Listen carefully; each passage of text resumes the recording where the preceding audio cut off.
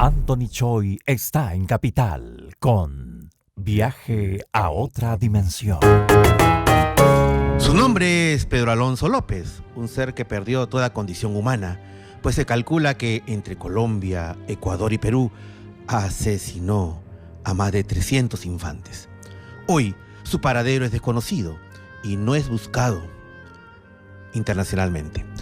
Hoy en Viaje a otra dimensión, el monstruo asesino serial podría estar en el Perú.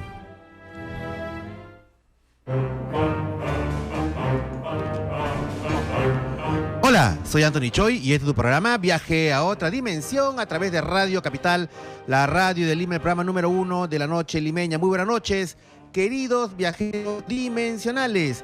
Empezamos el episodio de esta noche con un tema que tiene que ver con respecto a un caso que podría estar en las páginas policiales si no fuera porque la gravedad de este tema hace que lo tratemos de una manera pues muy profunda, pero a la vez muy delicada. Se sabe el concepto de los asesinos seriales, ¿no es cierto? Aquellas personas, aquellos psicópatas o sociópatas que por circunstancias genéticas o de su propio destino, su propia vida, han perdido toda condición humana en el sentido de no tener ningún tipo de empatía, conmiseración y piedad con respecto al prójimo, y se convierten en asesinos, no de uno o dos, sino de masas de personas, de cientos de personas. Y entre ellos se ha hablado a lo largo de la historia, porque esto es un fenómeno que ocurre en todas partes del mundo, también aquí en la zona andina. Pedro Alonso López es un hombre que en estos momentos debe utilizar alrededor de los 70 y tantos años, y fue tristemente célebre porque a todo apunta a que era uno de los más terribles asesinos seriales de la historia. Se cuenta que él habría asesinado a más de 300 infantes, y en la zona andina, entre Colombia, Ecuador, en la zona norte y en la zona selvática del Perú, ¿cierto? Y es muy poco conocido este tema. Aquí el quid del asunto es que él fue detenido en Ecuador hace ya en el año 96 más o menos, y luego de eso lo declararon inimputable. Fue una persona que estaba loca, lo llevaron estuvo internado inclusive, y luego por conducta, entre comillas, lo dejaron libre. Apenas salió, él desapareció. La última vez que se supo de él fue en el año 98, pero no se sabe dónde está. Inclusive se ha comentado de muertes que han habido en el 2002 y en el 2010, y que podrían haber sido hechos en manos de este asesino, el denominado monstruo de los Andes, Pedro Alonso López. Y es por eso que en este momento vamos a pedir a Switcher que si puede lanzar un video que hemos preparado como una introducción, ¿no es cierto? Una introducción a este tema, el tema de el monstruo de los Andes, asesino serial, podría estar en el Perú. Bueno, Switcher, cuando tú desees, lanza este video introductorio. Adelante, por favor.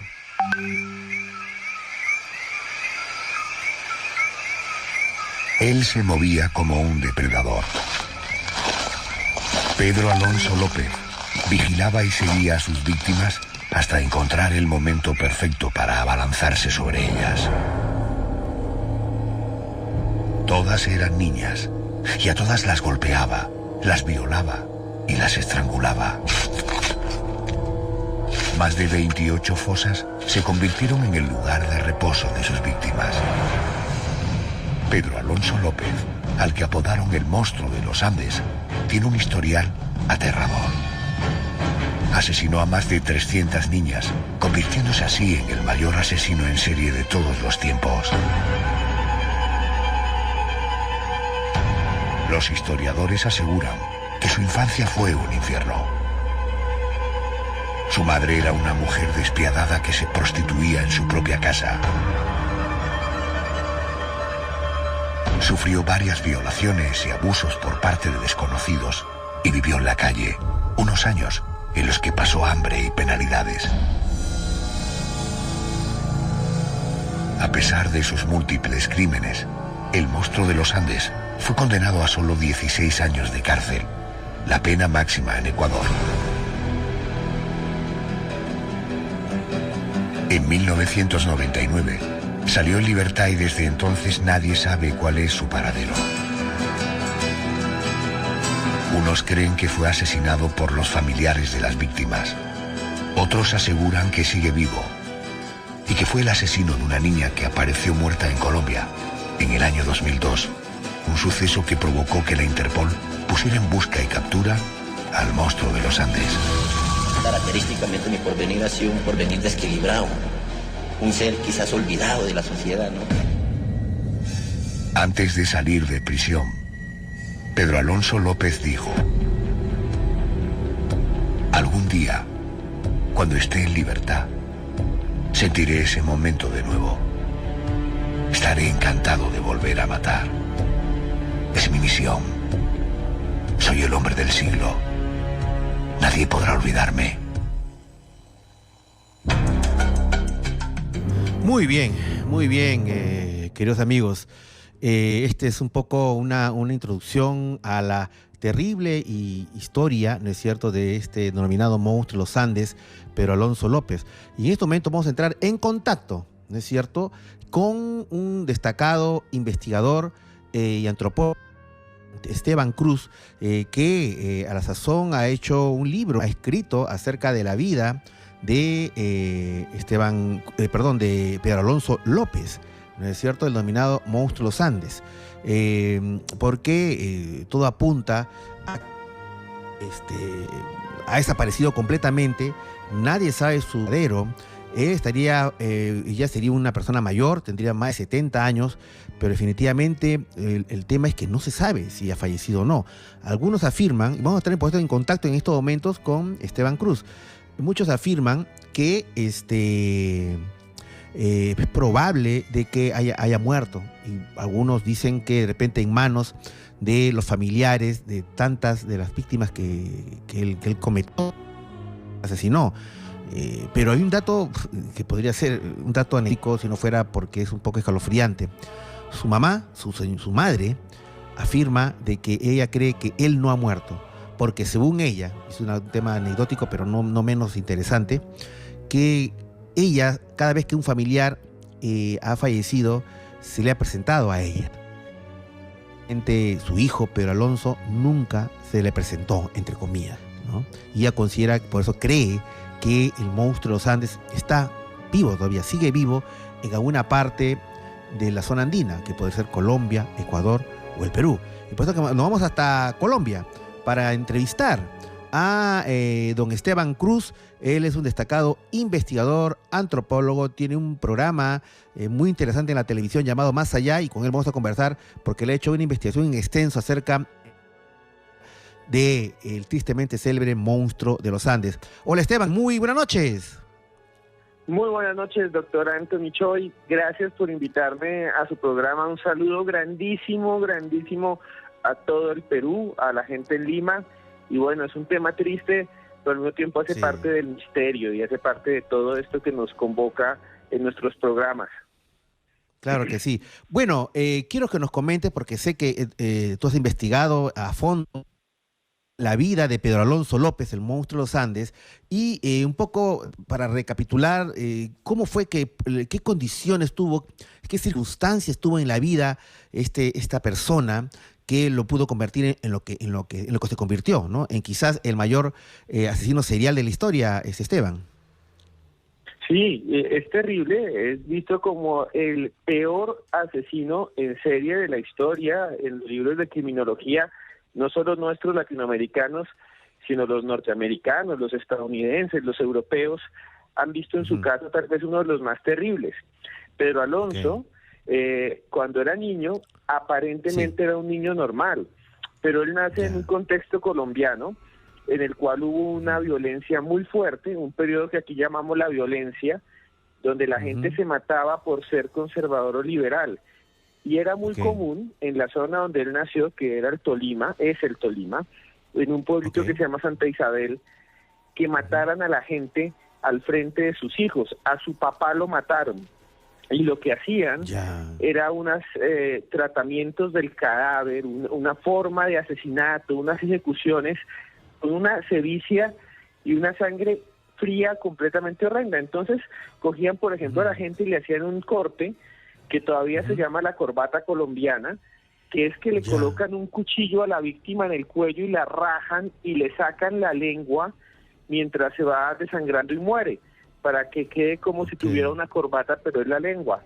Ese era el contexto de la infancia de López. Hay otro que llamaban Claro. el corte de franela, como Sí. un polo, llaman en Perú, que cortaban a la gente y le bajaban la piel para que quedara como si tuviera un polo de piel, o sea, cosas horrendas que estuvieron en la infancia de él. Terribles. Y otro que era el corte de florero, que a las personas vivas le cortaban las piernas con un serrucho y los brazos y la cabeza, y en el hueco que quedaba de la cabeza le metían las piernas y los brazos y lo ponían al frente de su casa como un florero macabro. Ahí fue, Claro. ese es el ambiente en el que Es creció el Pedro contexto. Alonso López. Ujú. Ahora, Sí. también hubo circunstancias, pues, personales, ¿no? Él era el padre había fallecido, como cuentas tú, la madre se dedicaba al más antiguo de los oficios, innumerables hermanos Sí, que al final tuvo que obligar a salir y huir a las calles, que convertirse en un gambini, ¿cómo se llamaba? A los pájaros fruteros, como le decimos acá en el Perú, ¿no? Sí, sí. Para explicarlo muy sencillo, esto era algo así. La señora le matan al esposo y tiene que irse a otro pueblo, y en ese otro pueblo, pues no tiene que vivir. Muchos dicen que se dedica a la prostitución, después se casa, tiene otros hijos, pero la señora, la madre de Pedro Alonso López, va a ver que el hijo ya tiene unos comportamientos muy extraños. Por ejemplo, golpea a los otros niños, no hace caso, se orina en la calle. Y uno muy importante, el pequeño Pedro Alonso le gusta ir al matadero, ir a donde matan el ganado, donde matan Claro, los los corderos. tamales. Ujú. Exacto, ese en el tamal, y se queda mirando cómo degollan las vacas, y dicen los matarifes, los que matan a los animales, que nunca habían visto un niño Claro. tan feliz viendo cómo matan los animales. Entre ese comportamiento, la mamá, en vez de ir y decir vamos a un psicólogo, venga, no. Claro. La mamá Ujú. hizo algo terrible, doctor Choi. La ¿Qué mamá lo llevaba a un árbol que quedaba en el patio de su casa, en el solar, lo amarraba y le colocaba debajo de las uñas palos para palitos, pequeñas astillas para que le doliera, y le prendía fuego. Frente a eso, Pedro Alonso, pues obviamente se va a poner aún más violento, y hasta Claro. en una noche en la que ya está siendo un adolescente y tiene una hermanastra menor, dicen todos los hermanos, yo entrevisté a algunos, fui a la casa, hablé con los testigos, y dice todos que él se le pasó a la cama a la hermana menor e intentó violarla. Frente a eso, pues la mamá lo iba a acabar a golpes y él escapa y se va a vivir a la calle. Se convierte en un habitante de la calle. Ok, muy bien. Y ahí es donde empieza, pues, yo creo ya ese desligamiento total con la imagen paterna por el fallecimiento, de la imagen materna por ¿verdad? Como dices tú, y ya ciertas inclinaciones que tenía a satisfacción de ver animales muertos, sacrificados, y el hecho de ya perder todo el vínculo familiar y llevarlo a la calle fue ya pues el comienzo ya de una carrera criminal, pero nunca iba a pensar pues que iba a ser una persona que se convirtió en lo que es prácticamente un verdadero monstruo humano. Pero ahí creo que él tuvo incidentes también en la cárcel. El momento es que él comete su primer crimen, Esteban. Sí, él vive en la calle con otros niños de la calle, y ahí se vuelve un ladrón, empieza a robar a la gente, es un ladrón menor, un niño ladrón, no parece nada extraño. Después se lo llevan a la cárcel, y en la cárcel sí tienen los incidentes, que es que lo violan, él es violado, y ahí es la primera vez que mata.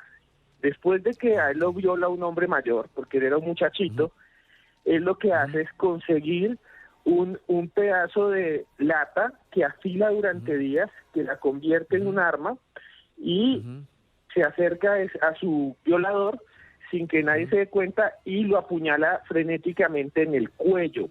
Lo que dicen los archivos es que el hombre quedó con el cuello destrozado y fue una gran cantidad de sangre que salió, tanto que se demoró mucho en limpiar, y Pedro Alonso López pues fue el que lo mató, y esa fue su venganza y fue su primera víctima. Y él dice después, en una entrevista, Pedro Alonso, que en ese momento él sintió placer y supo que nunca iba más a ser una víctima y que se iba a convertir en el victimario, porque sintió mucho placer al matar al sujeto que lo violó.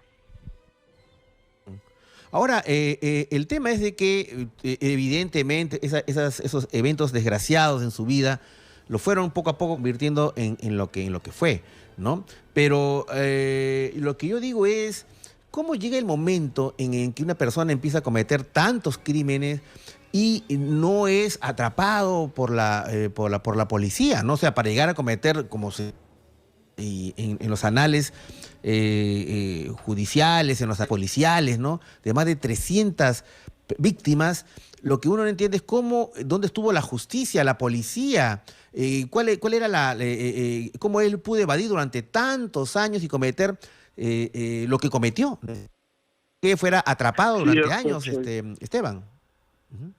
Sí, doctor Choi, y lo más grave es que son no la policía de un país, sino de 3 países, de Ecuador, del Perú y de Colombia.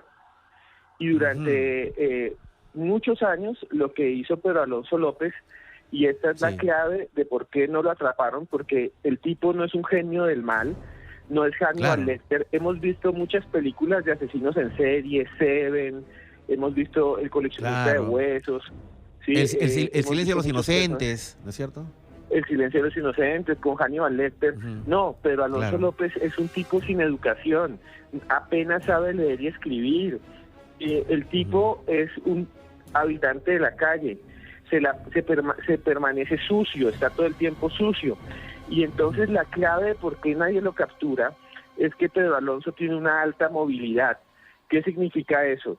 Que nunca se queda en un solo sitio, y le llamarán por eso el monstruo de los Andes con el tiempo, porque él se va caminando de pueblo en pueblo, de población en población.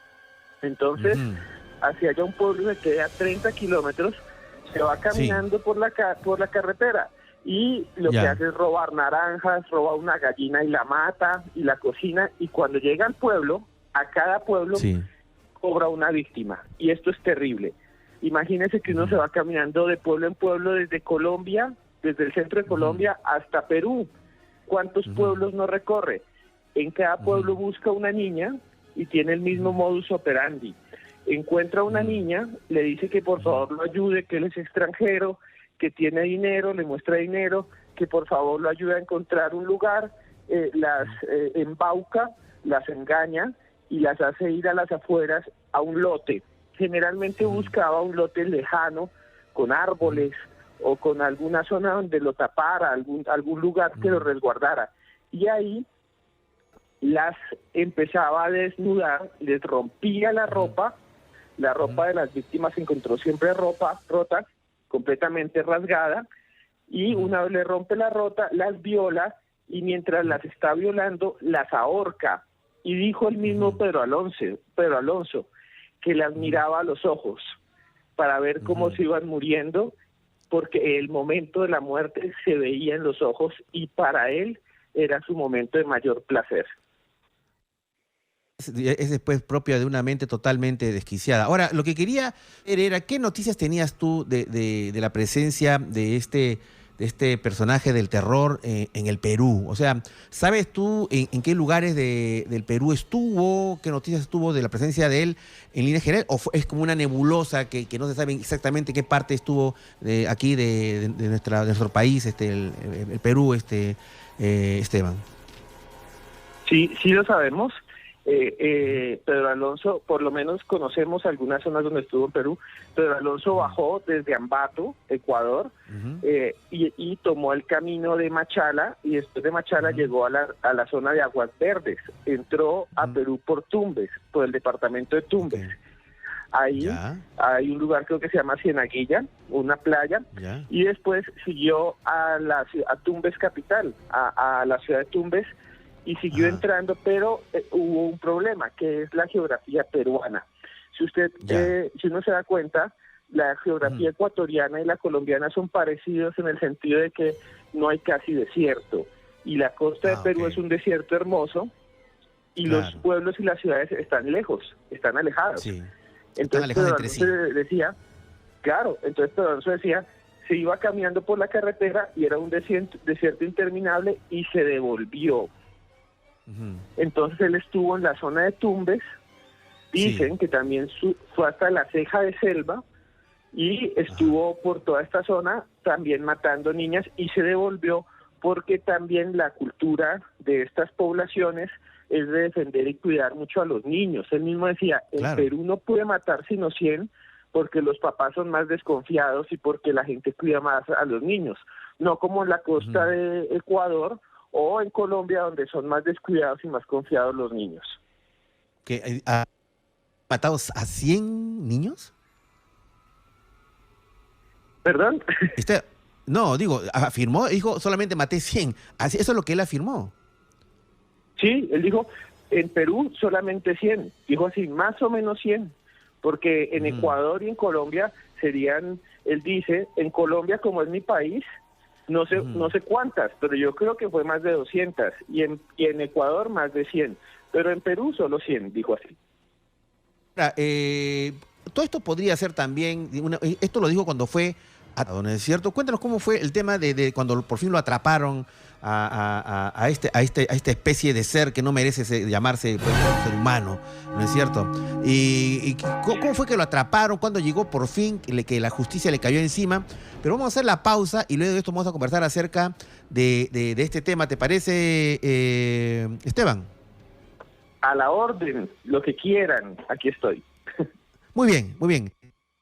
Esteban Cruz, él es investigador, antropólogo y que ha investigado a fondo este caso horripilante del monstruo de los Andes. Vamos a hacer la pausa y vamos a continuar con el tema, pero antes, programación Capital. Habla Capital a las 5 de la mañana, dilo fuerte a las 7 de la mañana y Somos Capital a las 10 de la noche. Ya regresamos. Bien, queridos amigos, vamos a retomar el tema de esta noche, ¿no es cierto? Pero Alonso López, el monstruo de los Andes, asesino serial, podría estar en el Perú. Y por eso que estamos en comunicación hasta Colombia, exactamente a Bogotá. Con Esteban Cruz, él es investigador, antropólogo y presentador de una serie de televisión Más Allá. Esteban, ¿nosotros? Sí. Muy bien, bueno, nos quedamos en este biopic de este monstruo humano, en que por fin las autoridades, creo que fueron ecuatorianas las que le pusieron las manos, lo atraparon. Cuéntame, ¿cómo sucedió esto, Esteban? La captura es lo más extraño que hay, porque no lo captura la policía, no lo captura un detective, una agencia de seguridad. No, lo capturan en pleno mercado, en el mercado de una ciudad ecuatoriana llamada Ambato. Ambato de por sí es una ciudad mercado grandísima, como estos mercados andinos, y ahí hay un montón de puestos de comida donde las mujeres pues sirven la comida, las chichas, los jugos, y la mayoría son quichuas en esa zona. Y entonces en ese lugar una chica muy joven, muy bonita, que es una niña nada más, ve que alguien la está mirando, sale corriendo y le dice, mamá, allá atrás hay un señor que me está mirando y me mira feo, esa es la palabra, me mira feo. Y la mamá dice, ¿qué va a hacer? Y se queda mirando y es Pedro Alonso López, y se va con todas las vendedoras y son las mujeres de la plaza de mercado las que lo capturan. Las mujeres del mercado, pero las mercaderistas lo capturan. Claro, pero en ese momento cuando capturan, que fue una iniciativa, ¿no es cierto?, de las madres que estaban no sabían con quién estaban tratando, Esteban. No tenían ni idea. Pensaban que era un depravado, pensaban que era un degenerado.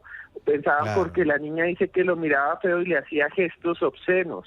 Entonces la mamá dice, nadie se mete con mi hija y todas Claro. las mujeres del mercado lo capturan y lo van a linchar, y entonces como le empiezan a golpear con sus ollas, con sus cucharas, con sus cuchillos, la policía llega a salvarlo, y la Ok. policía se lo llevan Ya. a la estación, y ahí es cuando él de un momento a otro va a hacer una declaración sorprendente, porque le Sí. dicen a él: ¿y usted qué estaba haciendo? Y dijo: no, estaba detrás de esta niña, pero yo he matado muchísimas. Y se quedan todos callados, los policías piensan que es mentira, entonces Ajá. le dicen: si es verdad, muéstrenos una. Y Pedro Alonso le dice: vamos, y se van caminando hasta un Sí. puente muy bonito que hay allá en esa ciudad, y debajo del puente hay unas piedras, y él le dice: saquen esas piedras y van a ver.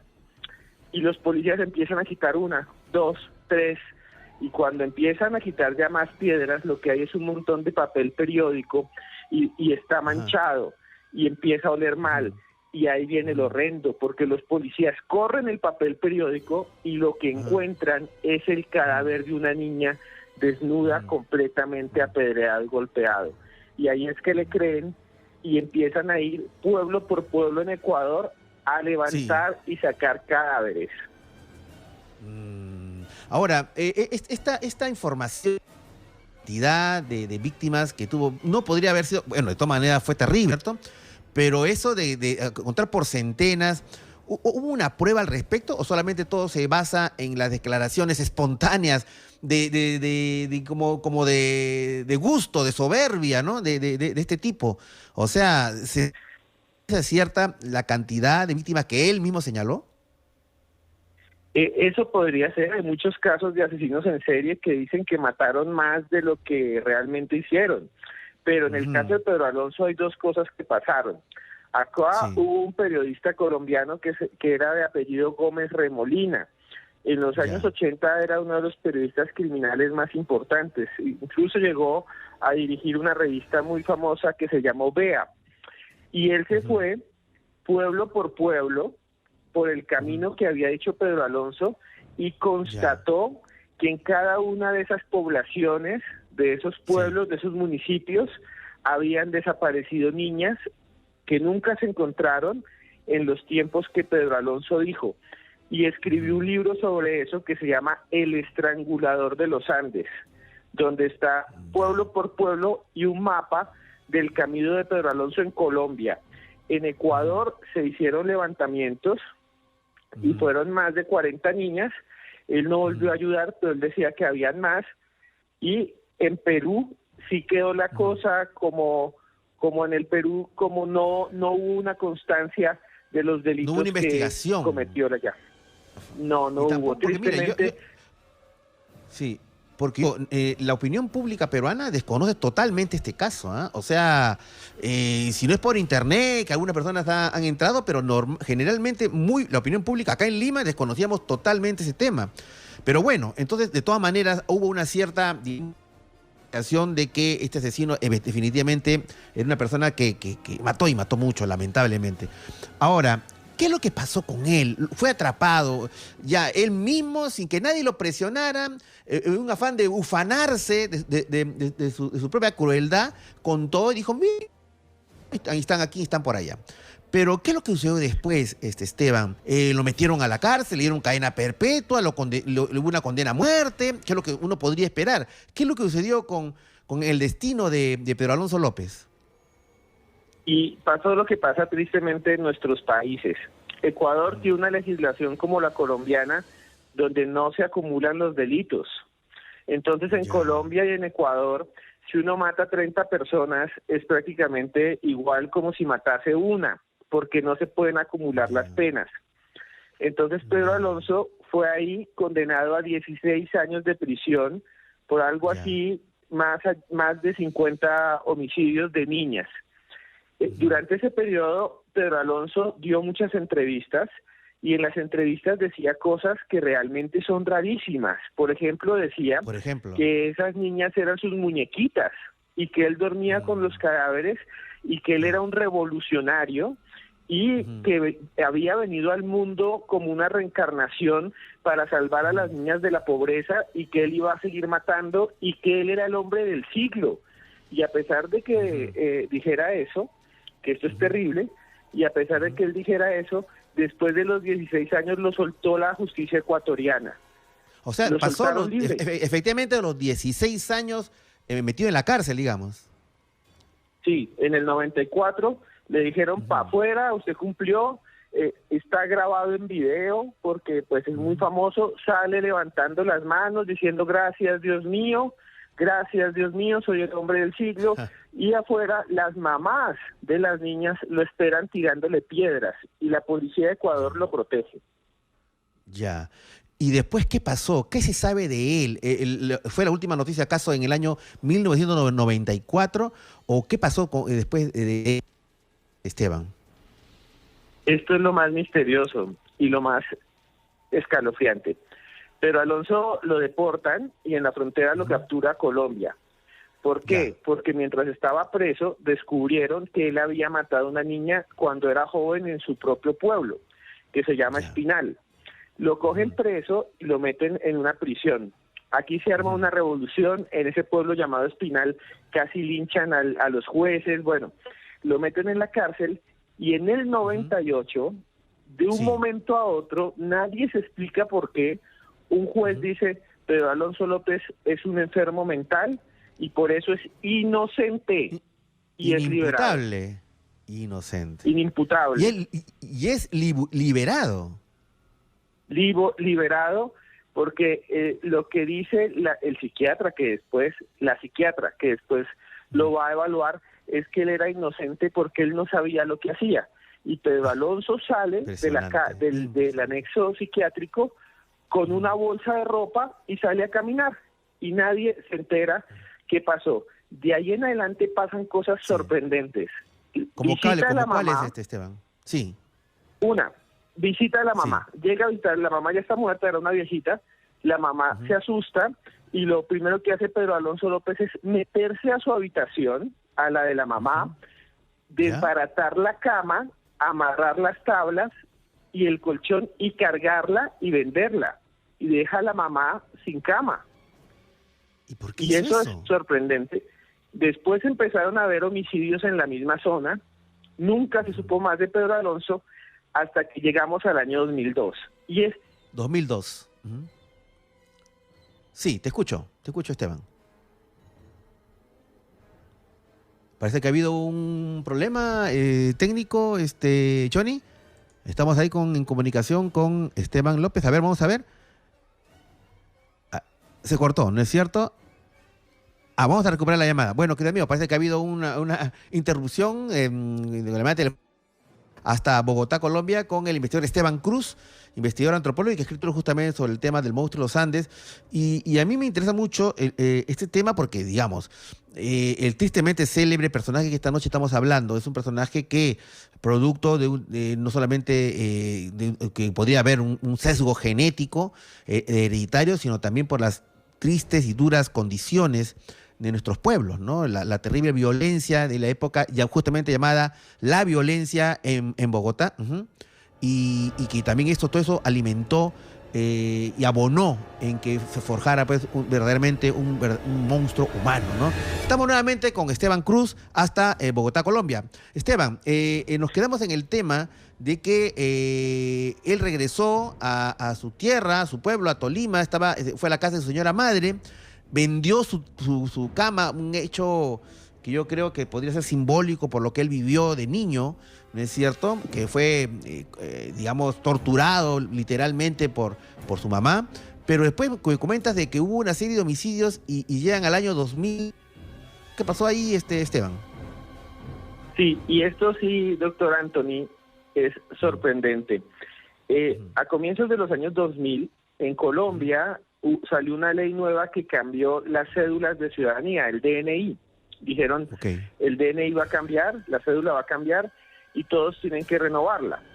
Y había que ir a la registraduría, al local, el gobierno, y tomarse una foto digital, se la tomaban ahí. Y después le entregaban el DNI, la cédula.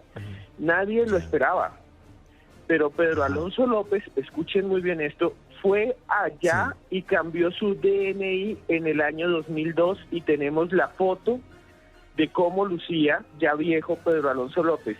Y lo más demente, ni un solo policía, ni un solo detective, nadie lo capturó y para ese momento ya tenía circular roja de Interpol, que todavía está vigente. O sea, hasta ahora la Interpol está el título de que es buscado. Sí, y todavía, y siendo un anciano, porque pues hay muchas denuncias todavía que quedaron rezagadas, digamos, y que se activaron, y Pedro Alonso López fue a tramitar su DNI, digámoslo, y nadie le dijo nada, y después de unos meses pues lo recogió. Increíble, no solo lo tramitó, sino que lo recogió. Increíble. Entonces es algo muy demente eso que pasó. Sí, bueno, no demente, no solamente de él, ¿no? Sino digamos del sistema policial, judicial, de persecución, ¿no es cierto? Otros pueblos en realidad, ¿no? Porque lamentablemente esta deficiencia en la administración pública se da a nivel latinoamericano, lamentablemente. Pero bueno, ¿y se le perdió la ruta a este monstruo? ¿No se supo más de él? Y aquí viene la parte del misterio. Sí. Siguieron habiendo homicidios en Colombia muy parecidos a los que ejecutaba Pedro Alonso López. Hubo uno en una ciudad que se llama Tunja, hace apenas unos 7 años, cerca aquí a Bogotá. Y hoy en día, cuando uno va a la registraduría, que es la entidad oficial, ella dice que Pedro Alonso López está muerto, porque encontraron un cadáver que tenía las huellas de Pedro Alonso López y lo considera muerto. Pero aquí viene lo extraño. ¿Quién lo considera muerto, Esteban? ¿Quién lo considera muerto? La Registraduría Nacional. Registraduría Nacional del Estado Civil, el que se encarga de los trámites electorales y las partidas de función. Es como en el Perú, la RENIEC, digamos, el equivalente de la RENIEC, digamos, en el Perú. Exacto, es como lo mismo.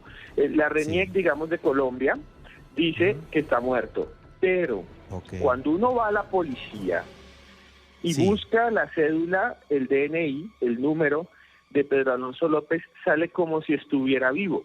Y eso es muy extraño. Puede ser un error del sistema. Pero lo que sí es extraño también es que dice la RENIEC de Colombia que la cédula o el DNI de él está desactivado porque tiene las mismas huellas. Pero cuando hace poco se hizo un cotejo por petición de un periodista, no son las mismas huellas. Parece, según dice un periodista colombiano, que Pedro Alonso López hizo pasar un cuerpo de otra persona como si fuera suyo y hoy en día está libre, porque para las autoridades pareciera estar muerto. Ahora, la policía, la Interpol, está en la categoría de persona cada o ya no. Todavía, hasta hace más o menos unos 8 meses, estaba activa en circular roja de Interpol. Las señas de Pedro Alonso López, porque Pedro Alonso López y la policía colombiana no lo han dado de baja como persona buscada, mientras la RENIEC colombiana sí dice que encontró un cadáver que sería el de él, que es extraño porque deberían o dejarlo vivo o dejarlo muerto en todas las organizaciones. Pero podría ser un tema también de fallas técnicas, burocráticas, ¿no?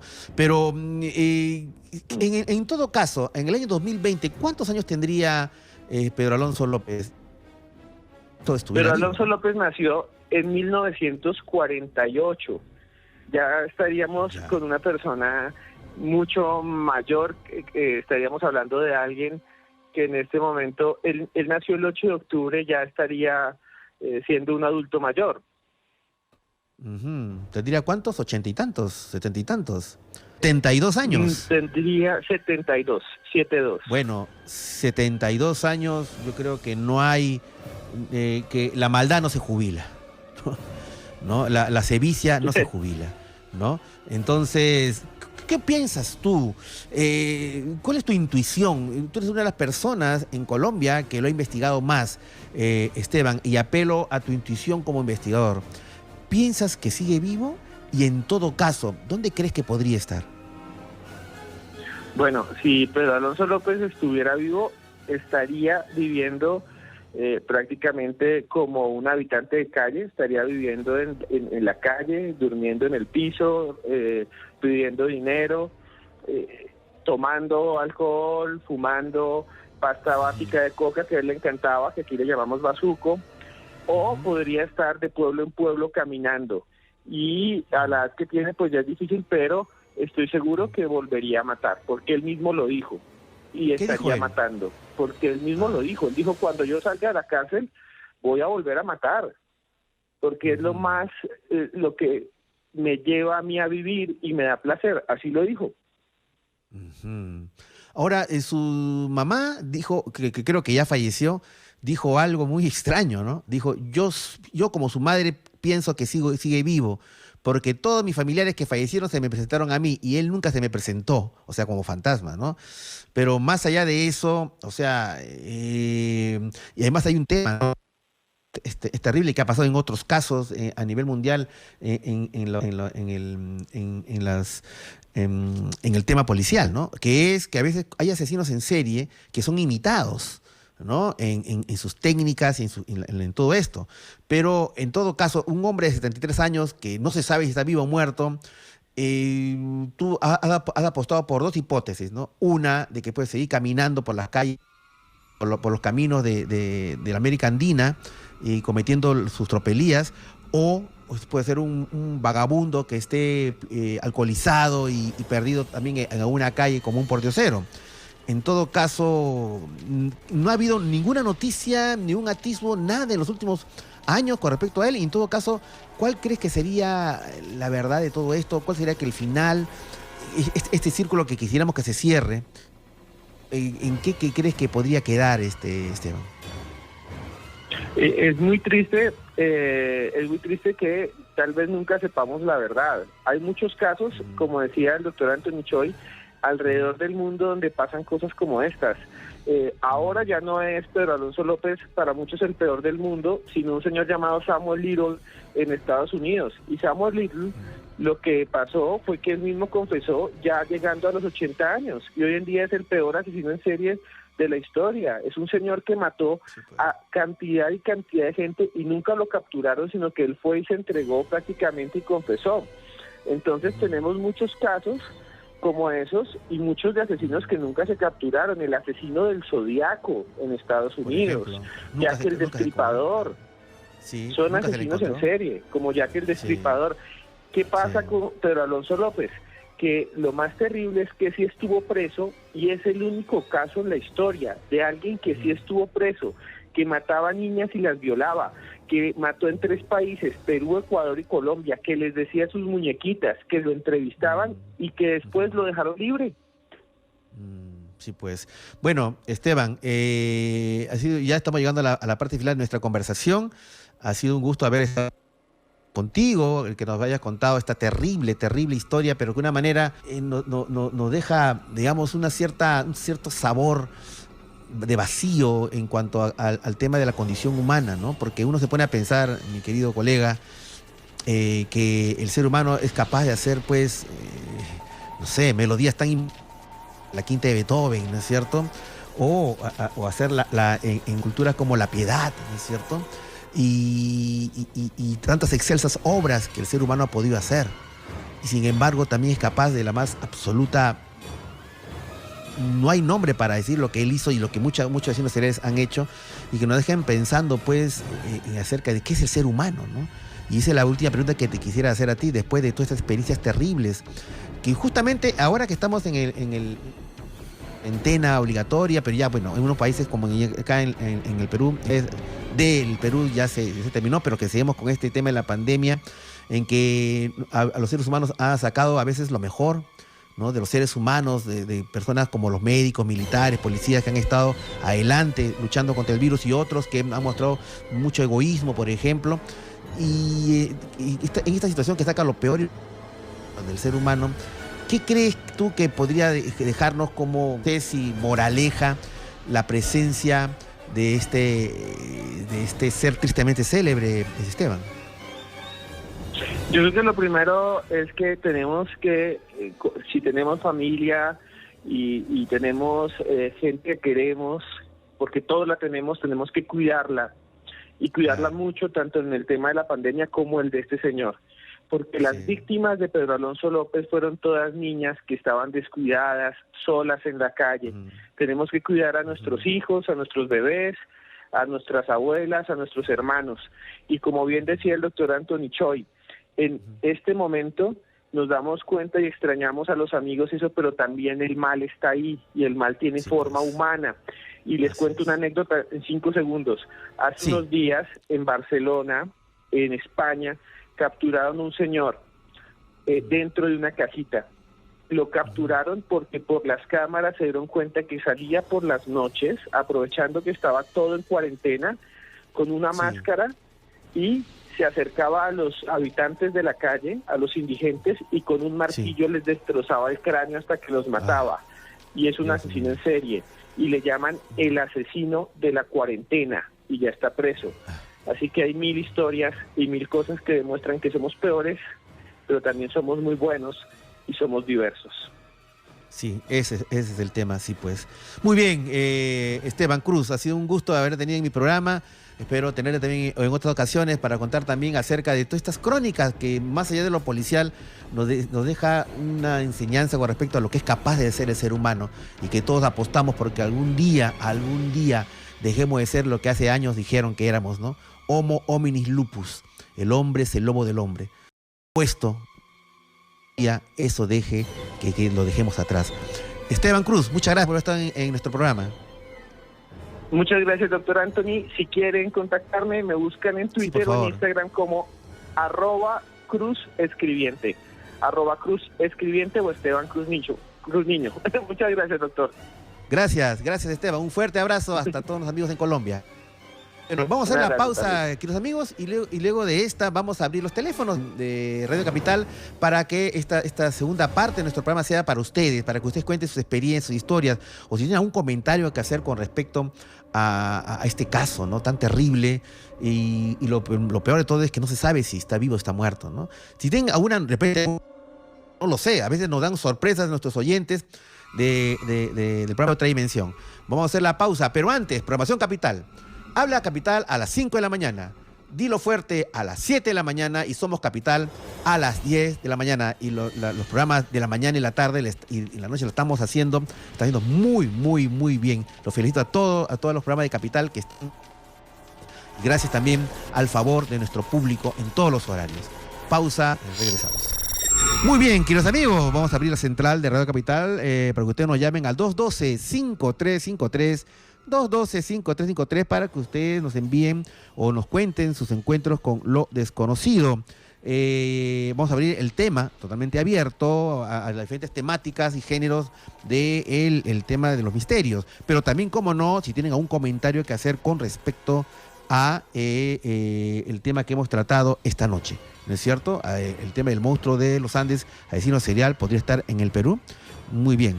212-5353, 212-5353. El tema está abierto. Pueden contarnos acerca del fenómeno ovni, lo paranormal, casas encantadas, estas historias que nos fascinan. Y también, como no, saludar a todos los señores taxistas, nuestros aliados naturales, que fielmente nos siguen desde hace ya 12 años. Un saludo para todos los profesionales del volante. Un fuerte abrazo. Bien. 212-5353, vamos a empezar a recibir sus tan interesantes historias, como la historia que viene a continuación, que es de Willy. Hola Willy, ¿qué tal? Muchas. Hola Anthony, qué gusto.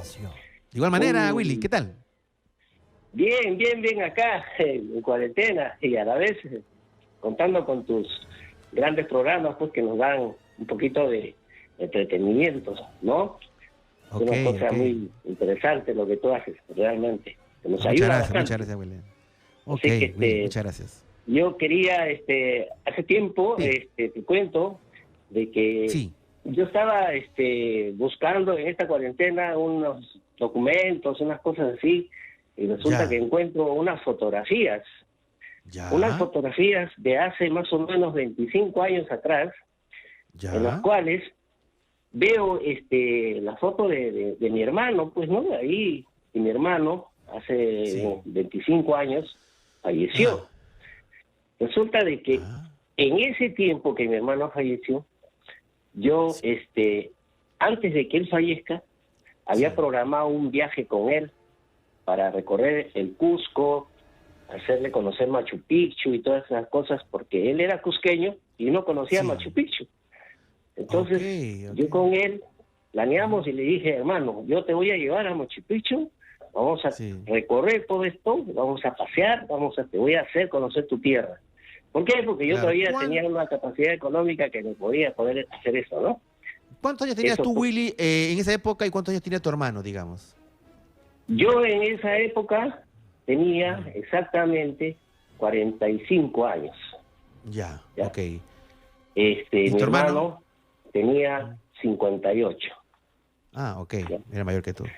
Entonces, la cosa es de que tenía esa ilusión de viajar y desgraciadamente mi hermano fallece el 9 de septiembre de ese año, ¿no? De esa época.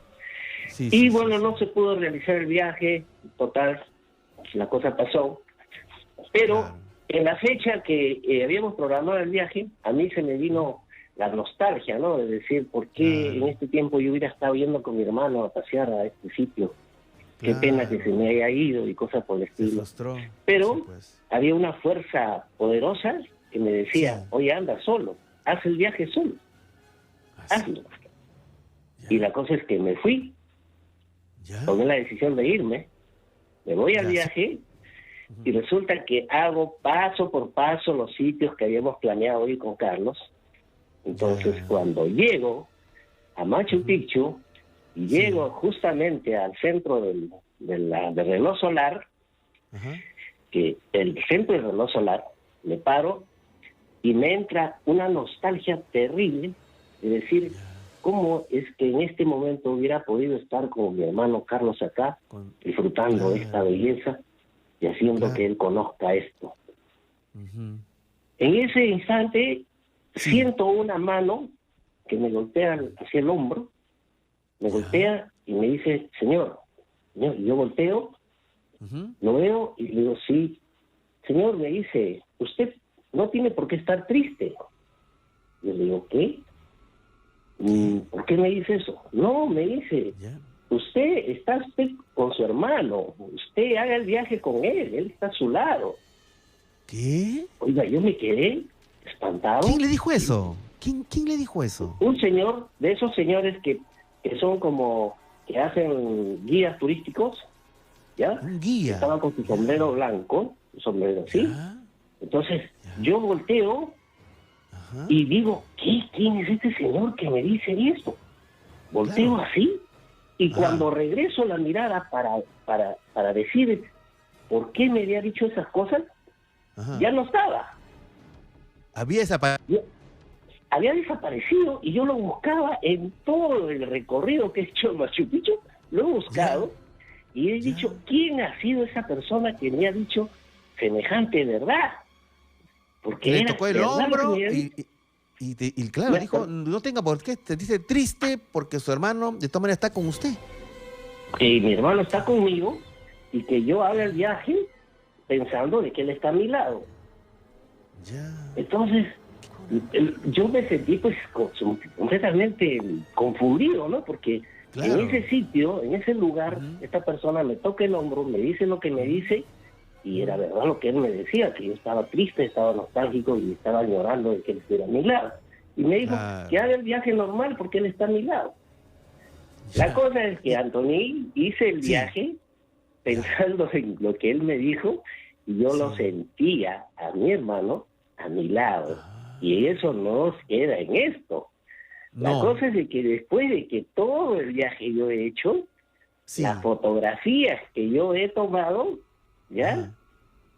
hay 2 o 3 fotografías exactamente, que es mi hermano, no soy yo. ¿Cómo? Y yo tengo en la fotografía que tú te tomas, a ti tomas, tu rostro no es, sino es el rostro de tu hermano. No es mi hermano, no soy yo, es él. ¿Ah, sí? ¿Ya? Y yo tengo las fotos. ¿Y cuándo te has dado cuenta de eso? ¿Cuándo te has dado cuenta de eso?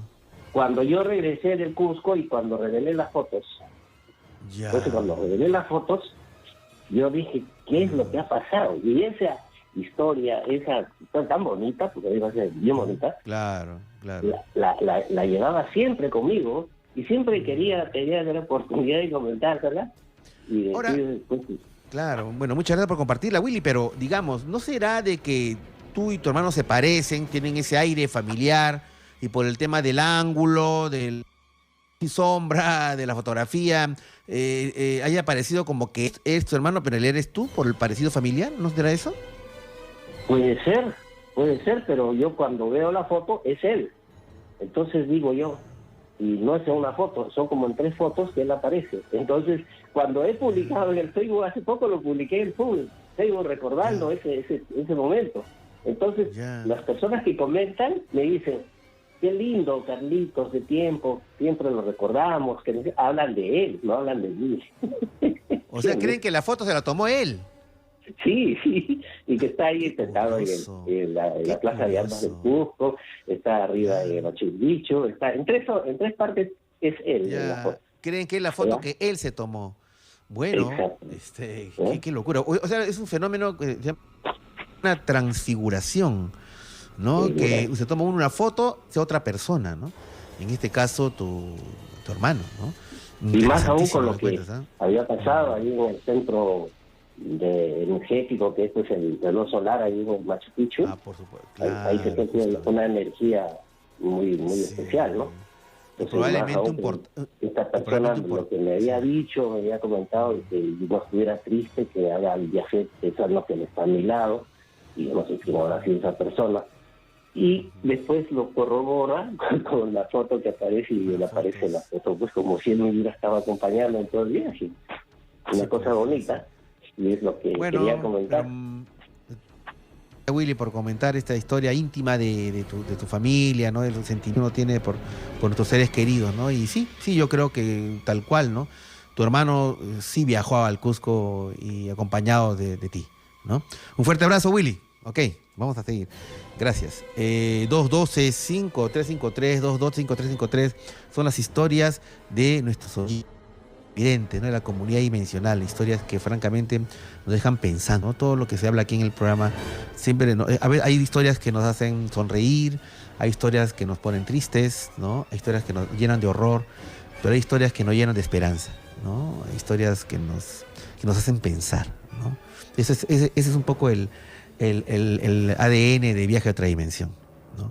Hacerlos sentir, hacernos a veces asustar, a veces horrorizarnos y a veces llenarnos de esperanza, ¿no? Estamos con Ali. Hola, Ali, ¿qué tal? Muy buenas noches. Hola, señor Anton Choi. Buenas ¿Cómo noches. estás? Buenas noches. ¿Qué tal? Sí, ¿Cómo estás? Llamo porque su programa me interesa y solo quiero hacerle 2 preguntas y espero que me responda con la verdad. A ver, adelante, Ali, adelante. ¿Usted cree que las pirámides de Giza, las pirámides de Chichén y Machu Picchu fueron creados por los seres humanos de la Tierra o por seres extraterrestres? Yo lo que creo, Ali, es que no hay una prueba de que hayan sido creadas por seres extraterrestres. Creo que decir muy rápidamente de que fueron creados por extraterrestres y no por la creatividad andina es un poco desmerecer el gran trabajo creativo que ha tenido a lo largo de los siglos el hombre andino. Sin embargo, la tecnología y el conocimiento con el que fue hecha Giza o Machu Picchu, Nazca, implica una técnica y un conocimiento que no necesariamente ha tenido ese hombre antiguo. Entonces ahí se abre el abanico, que puede ser extraterrestres, es una hipótesis. Que pueden ser conocimiento heredado de civilizaciones perdidas, también podría ser. Entonces, yo creo que como hipótesis son interesantes. El problema es que no está demostrado al 100% y decir, yo sé que esto fue hecho por gente de... ¿no es cierto? O de las Pléyades. No podemos decirlo, pero sí podemos ponerlo como una hipótesis con mucha fuerza. Eso es lo que yo creo. Bueno, la otra pregunta es, sí. ¿Usted cree que hay vida fuera de este planeta Tierra? Totalmente. Vida microscópica y vida inteligente. Y vida superior a nosotros y vida en un sentido que nosotros ni tenemos la más mínima idea. En todos esos niveles. Yo creo que Machu Picchu, pirámides de Giza y pirámides de Chichén no es lo que nosotros creemos que es. Ajá, ok. Para mí son naves que están enterradas porque todas las tres terminan en puntas. Machu Picchu tiene una montaña donde termina en punta. Y para mí creo que es algo que está enterrado ahí. Es probable, es muy probable. Ali, mira, hay un libro, creo que lo tengo acá en mi escritorio, justo acá que estoy transmitiendo desde mi casa. Caramba, ¿dónde está? Bueno, ahorita ya lo voy a decir. Es un libro escrito por un investigador español, no recuerdo en este momento su nombre, que hace un resumen, un análisis, es arqueólogo, hace un análisis de todas las pirámides que hay mundial. Y hay cosas que, bueno, lo que tú señalas es muy interesante, no lo puedo decir que no, o sea, es una posibilidad, digamos, ¿no? Ahora, lo que dice este libro es muy interesante. Constata de que la forma piramidal es algo que ha estado presente no en Egipto o en Chichén Itzá o Perú, sino a nivel mundial. En todas las grandes culturas de la antigüedad ha estado presente la forma piramidal. Es muy extraño, porque si fuera solamente un solo sitio, pero si se supone de que en el pasado, ¿no es cierto, Ali?, no había comunicación entre los pueblos, entre los continentes, ¿cómo diantre es que esta forma se ha reproducido en todas las culturas, tanto en la Mesopotamia, como en el Perú antiguo, en Caral, como en la China, como en la India, como en Egipto? Uno. Dos, se ha demostrado que, por ejemplo, y esa es otra cosa, Ali, que también yo, puesto que hay muchas cosas que hay que apuntar hacia dónde van las cosas, ¿no? Que mucho del conocimiento con el que ha sido hecho estas pirámides es un conocimiento muy avanzado para la época en que supuestamente se ha hecho. 3, parece que son mucho más antiguas de lo que verdaderamente se cree que son. 4, de todas estas pirámides generalmente han tenido una coordinación con los astros que implica un alto conocimiento astronómico, que en ese momento uno se complejiza si el ser humano en esa época podía tener ese conocimiento astronómico. O sea, tiene coordenadas, tiene coincidencias con determinadas equinoccios, solsticios, etc. 5, la forma piramidal. Se han hecho investigaciones muy interesantes en que es una forma de apilar energía de una manera insólita que todavía no está demostrando, todavía no se sabe cómo puede hacerse. O sea, ejemplo, si uno pone un pedazo de carne debajo de una pirámide que uno mismo construye, una pirámide de vidrio, por ejemplo, y pone ese pedazo de carne, otro pedazo de carne al costado, el pedazo de carne dentro de la pirámide se conserva más tiempo que el pedazo que está de carne que está afuera, que se pudre. Otra cosa, uno pone una hoja de afeitar dentro de una pirámide y solita se afila, mientras que la que está afuera se oxida. Entonces, estamos hablando de conocimientos ancestrales que lindan con lo fantástico, pero que estamos llegando a entender de que hay un manejo de energía, y la pregunta es, ¿cómo podían saber ellos eso? ¿No? Entonces, cuando tú me dices, Ali, que hay naves, que eso puede ser naves, etcétera, yo sé que hay mucha gente que es ciencia ficción, pero yo lo que creo que para entender estos temas tenemos que romper paradigmas, tenemos que rompernos el coco y tener un acceso a un conocimiento que yo creo que todavía no sabemos al 100%, ¿no? Y que es legítimo tener como hipótesis la hipótesis extraterrestre, la hipótesis de civilizaciones perdidas. Para mí sí es legítimo, ¿no? Yo creo que sí es legítimo, aunque la comunidad científica, algunos sectores sean demasiado conservadores, ¿no es cierto? Digan, no, es imposible. No. Si uno escucha los más de 1.700 programas de Viaje a otra dimensión, verá que la palabra imposible es muy relativa, muy relativa. Si no sigamos escuchando la siguiente llamada de nuestros oyentes para demostrar lo que yo estoy afirmando, ¿no? Gracias, Ali, gracias por tu interés. Y adelante con tu inquietud, adelante. Mientras el hombre se pregunte y se inquiete y no sea conformista con lo que simplemente uno le enseñan, esa rebeldía intelectual y del alma, yo la voy a auspiciar siempre, ¿no? Muy bien, escuchamos la siguiente llamada, al 212-5353, 212-5353. Hola, Renzo, ¿qué tal? Buenas noches. ¿Cómo está, doctor? Buenas noches.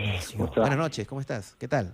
Cuéntanos. Doctor, estaba un poco con la historia que nos ha contado hoy día. Madre, me ha dejado, pero... Brava. Usted investiga el tema paranormal, pero hay que tenerle más miedo a los vivos que a los muertos, creo. Así es, Renzo, esto me decía mi abuelito. me contaba historias de fantasmas, duendes, y al final me decía, hijo, no tengas miedo, hay que tener más miedo a los vivos que a los muertos, ¿no? Sí, de verdad, y bueno, también indignación, ¿no? ¿Cómo pueden haberlo dejado libre? Dejarlo actuar, ¿Y por qué no hace usted una, como saca usted películas así de ciencia ficción, así una película que trate acerca de la crueldad digamos, los viernes que usted hace este tipo de ranking de películas de ciencia ficción, hasta que sí también un poco el tema de la crueldad del ser humano? Hay un montón de películas, doctor. Vamos a hablar de esa película, bueno... No, pero es que a veces, bueno, nosotros hemos tratado este tema, bueno, porque es un tema que está ahí y además es un tema como de advertencia, porque este asesino nunca fue atrapado, ¿no? Claro, entendemos que ya está viejito, pero igual, o sea, como dije antes, la maldad no se jubila, o sea, y como una advertencia, y lo que dijo nuestro invitado Esteban Cruz, que eso sirve para cuidar mucho a nuestros seres queridos, ¿no? Tanto nuestros adultos mayores, a nuestros niños, a nuestras niñas, hay que cuidarlas mucho, porque la maldad... Y son historias de que muchas veces son, por ejemplo, muchas veces son ciertas, ¿no? O sea, se convierten en mitos, pero son ciertas. Por ejemplo, a esta película, por ejemplo, a mí realmente es una película que me da muchísimo miedo, se llama Hostal, en el cual los grupos de élite matan y torturan a gente. Es sacado de historias reales, ¿ah? Es basado en historias reales. Imagínense, pues así como este señor debe haber cualquier cantidad de, imagino yo, de historias. Sí, bueno, películas de asesinos seriales. Bueno, es sugerencia. Voy a planteárselo a mi productor Jean-Paul Preciado, ¿no es cierto? Para ver un poco la post-cuarentena también, porque estamos aburridos acá en esto. Ya, vamos a ver, va para la agenda, A ver, vamos a ver cómo coordinar con mi productor, ¿no? Vamos a ver qué pasa. Gracias, Renzo. Bueno, en ese sentido, en esa temática de los asesinos seriales, yo tengo una película favorita. En realidad, a mí no me gustan mucho las películas de asesinatos, en fin, es cuestión de gustos, pero hay una película que yo sí creo que es muy buena, que es de un asesino serial, y es El silencio de los inocentes, ¿no? Con el gran papel de Anthony Hopkins haciendo del asesino serial a Hannibal, el caníbal Lecter, ¿no? ¿Qué tal película? ¿Qué tal actuación de Hannibal Lecter? Y en contrapunto con Jodie Foster, ¿no? Esos diálogos que tiene la película, escalofriantes, pero en el fondo buen cine después de todo, ¿no? Muy bien, vamos a seguir escuchando tan interesantísimas intervenciones, ¿no es cierto? Aportando, dando ideas, contando historias, dando hipótesis, ¿no? Es impresionante lo que nos cuenta nuestro público. El público, yo siempre estoy orgulloso de mi público, ¿no? De nuestro público, del público de Radio Capital en Viaje a otra dimensión. Es un público muy bacán, muy pensante, ¿no? Y ustedes son testigos de eso, ¿no? No es que yo esté pasando la franela por pasarla, ¿no? Ustedes son testigos de las historias que nos cuentan, ¿no? De las hipótesis que lanzan, ¿no? Impresionantes. Estamos con Teo. Hola, Teo, ¿qué tal? Buenas noches. Viaje a otra dimensión. ¿Cómo estás? ¿Qué tal? Cuéntanos. Bien, doctor, estuve intentando llamar desde el año pasado y no entraba mi llamada. Ya, ok. Bueno, ¿qué ha pasado, Teo? Yo quisiera hacerle una consulta. Porque, bueno, yo no tuve una experiencia así de frente a frente con los extraterrestres, pero caramba. Yo los vi. Sí. No es que la haya visto en persona, pero tuve 3 experiencias, aunque de repente suene ilógico, pero tuve 3 experiencias en 3 momentos difíciles de mi vida con unas naves espaciales, unas naves extraterrestres. Ya, a ver, ¿qué pasó? Bueno, la primera, voy a ir en orden. Ya. Yo trabajaba en un club en Chorrillos, en un club de playa. Ya. No sé si puedo decir el nombre. Si quieres. Club Regatas. Ya, muy bien. ¿Regatas? Estaba pasando por un momento difícil. Mi padre estaba mal. Ya. Estaba mal, los doctores decían que ya le quedaba poco tiempo de vida. Caramba. Y bueno, yo como hijo, obviamente me sentí mal. Yo estuve trabajando en el club en el turno de la noche Ya. Y bueno, me senté a un momento a la playa, en el mar, a pensar, a pedirle a Dios. Claro. Y bueno, yo vi que una nave estaba entre el morro solar, y de pronto se metió debajo del mar. ¿Tú viste eso? Se metió debajo del mar y bueno, vi que el platillo era obviamente ovalado y todo eso. ¿Ya? Bueno, yo dije, bueno, es un extraterrestre y todo eso. También sí, bueno, esa misma noche voy a mi casa y mi padre ya estaba mejor. Mi padre, bueno, estaba recuperando, estaba mejor. ¿Ya? Ese día yo descansé y tuve un sueño con extraterrestres. Tuve un sueño con los extraterrestres. ¿Ya? Mi sueño era de que mi padre estaba en una cama, en la cama en su cuarto, y yo estaba a su costado. Y eran unas luces que estaban encima del cuerpo de mi papá. ¿Ya? Y bueno, ese fue mi sueño. Después, ese fue tu sueño. Yo me fui de vacaciones a Punta Hermosa por una semana. Ya, ok. Por una semana. Estuve ahí en una casa de playa con mi pareja, mi madre, todo eso. Y me fui de vacaciones para despejar la mente porque también tenía problemas familiares. Problemas familiares, de unos malos entendidos y todo eso. Y yo soy una persona con mucha fe. Así yo esté bien o esté mal, esté pasando malos momentos o buenos momentos, siempre agradezco a Dios y siempre le pido a Dios.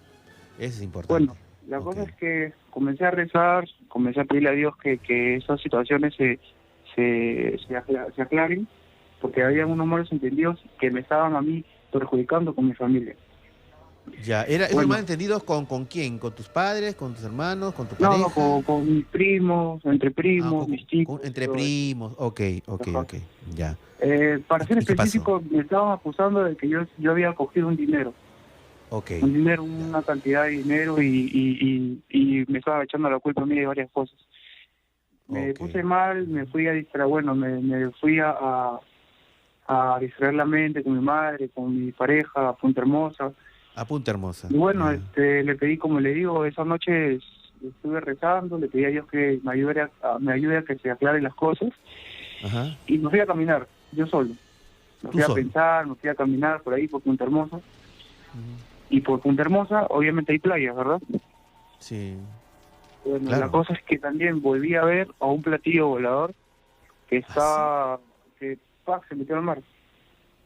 O sea, exactamente la misma escena de Chorrillos. Claro, ajá. Ya, qué extraño. Claro, que se metió al mar. Y lo curioso es que tuve también esa misma noche un sueño con ellos. ¿Y qué soñaste? Un sueño con ellos. Es que lo que pasa es que yo había, no me decían nada, no me hablaban, no me decían nada. Simplemente yo estaba sentado en mi cama y sentía una luz fuerte y que o sea, como que me tocaban el hombro, como que me daban un poco de masajes, algo así. Al día siguiente, doctor, yo me levanto y mi abuela me llama y me dice, Teo, ¿sabes qué? Necesitamos hablar contigo. Ha habido un malentendido, ya aclaramos aquí las cosas y te queremos pedir disculpas, necesito que vengas a la casa para poder conversar. Y se aclaró el tema. O sea, lo que quiero entender es de que esos dos problemas, el que tú en Chorrillos con el tema que tu papá era salud y con el tema familiar del tema del dinero, esas dos noches en Chorrillos y luego en Punta Hermosa, tú estabas solo frente al mar y oraste, me dijiste, pero tú cuando oraste no a los extraterrestres, tú oraste a, no sé, claro, a Dios. Claro, ¿A quién oraste? Yo le digo, doctor, así yo esté pasando buenos o malos momentos, yo siempre... Tú agradeces siempre. Soy una persona de mucha fe. Soy una persona con mucha fe. Pero como le digo, o sea, esos momentos, es más, o sea, yo le dije que tenía 3 experiencias, entonces es la segunda, la de Punta Hermosa es la segunda. Y la tercera, claro. Que ha sido ahora último, ha sido en enero. Ya.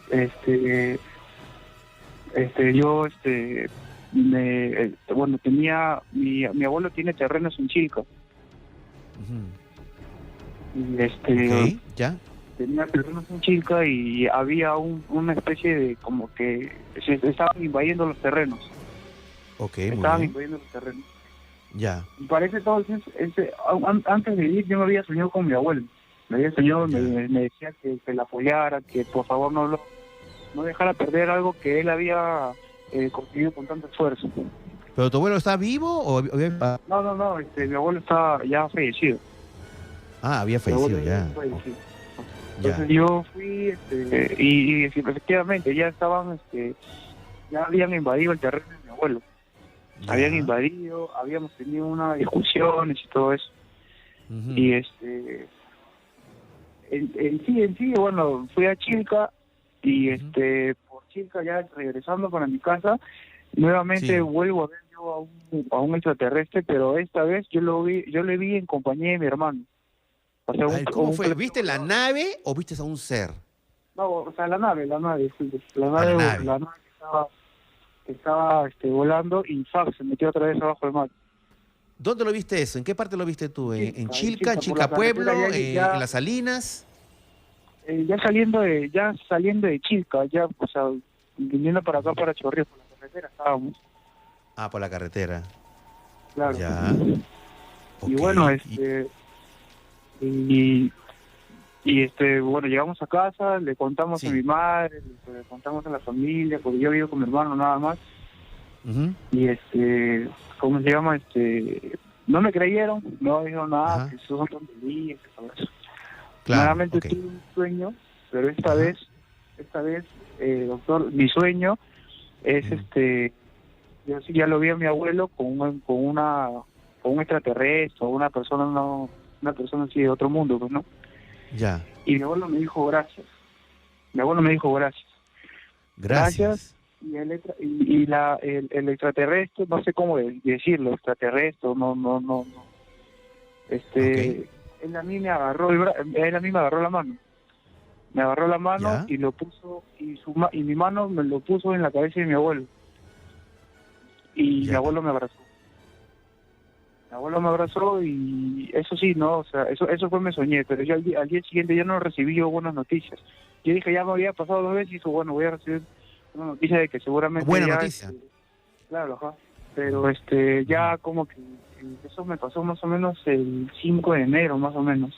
Ya. Y si no me equivoco, antes de acabar en febrero, ya mis tíos estaban consiguiendo, o habían hecho un trámite con un abogado, todo eso.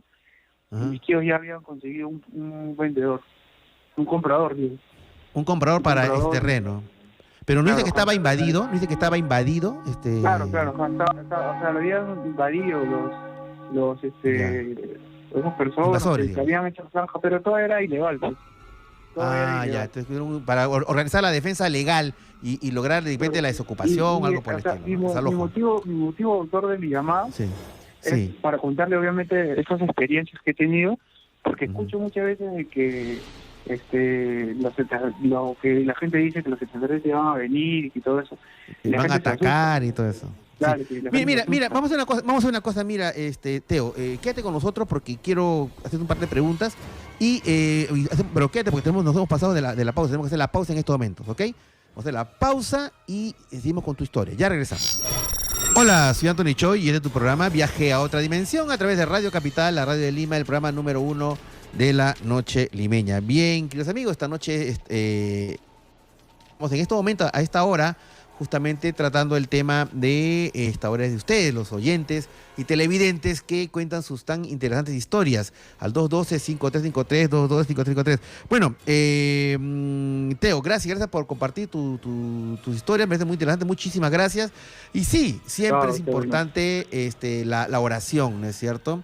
La oración y cuando se hace con fe y con devoción presentan estos tipos de fenómenos, ¿no? Que no son fenómenos, simplemente es conectarse con lo más profundo de nosotros, que es la divinidad. Gracias, un fuerte abrazo. Vamos a escuchar la siguiente llamada, 212-5353, 212-5353. Ahora tenemos ¿a quién, mi estimado Johnny? A ver si lo tenemos ya en línea. Muy bien. Tenemos a Vero. Ok, hola, Vero, supongo que Verónica. Vero, ¿cómo estás? ¿Qué tal? Buenas noches. Buenas noches. Verona. Ah, Verona. Yo pensé que era de Vero de Verónica. Ah, no, es Verona. Ok, Verona. Y para coincidencia, mi nombre también es Vero. Mi nombre es Vero, mi apellido es Verona. Ah, y a ver, tengo una curiosidad. ¿Y Vero, de dónde viene el nombre tuyo, estimado amigo? Bueno, lo que me comentan mis abuelos, dice que vinieron dos italianos, uno se fue a Ecuador y el otro se quedó en Chiclayo. Ya. Y el que se quedó en el Perú, en Chiclayo, se llamaba Vero, y el que se fue a Ecuador se llamaba Sebastián. Y de ahí comienza la rama. Y siempre a todos los varones de nosotros nos ponen Vero, a los primeros hijos. Ver. Claro, porque sonaba como el diminutivo de Verónica. Yo tengo una gran amiga que le digo Vero, pero en fin. Vero, un buen favor, te voy a pedir que bajes el volumen de tu radio y o televisor, bájalo porque se está acoplando. Quiero que bajes totalmente el volumen y solamente puedas conversar por el celular. A ver. Ok, ya está. Muy bien, Vero. Cuéntanos, ¿qué tal? ¿Qué novedades? Mira, escuché el relato de este monstruo que encontraron y no sabemos si ha muerto, fallecido o dónde está, ¿no? Pero a los 72 años sigue haciendo su maldad, pero no creo con la misma magnitud que antes. Ok. También en estas dos, también he visto que nombraste una palabra divina que había comentado como Dios. No te voy a preguntar, eso sería para otro tema de conversación acerca de la creación o a qué creemos con Dios, ¿no? A qué necesitamos, porque hay varias religiones. No soy agnóstico, soy católico, pero esto de Dios es una palabra tan grande que engloba muchas cosas. Lo que quería era más, tú como un conocedor, quería preguntarte algo. ¿Qué entiendes por la bilocación? ¿Qué entiendes y qué persona tú crees que tenga ese don de bilocación acá en nuestro Perú o en algún lugar? Y del desdoblarse, acerca de desdoblarse. ¿Qué entiendes y por qué esto de desdoblarse? Conversando con unos amigos que me dijeron, por ejemplo, un ejemplo de doblarse, Abimael Guzmán. Porque, mira, Abimael Guzmán, para desdoblarse dice que uno lo tiene que poner entre rejas, entre acero, y uno ya no se puede desdoblar. Por eso el Señor siempre salía en como una jaula.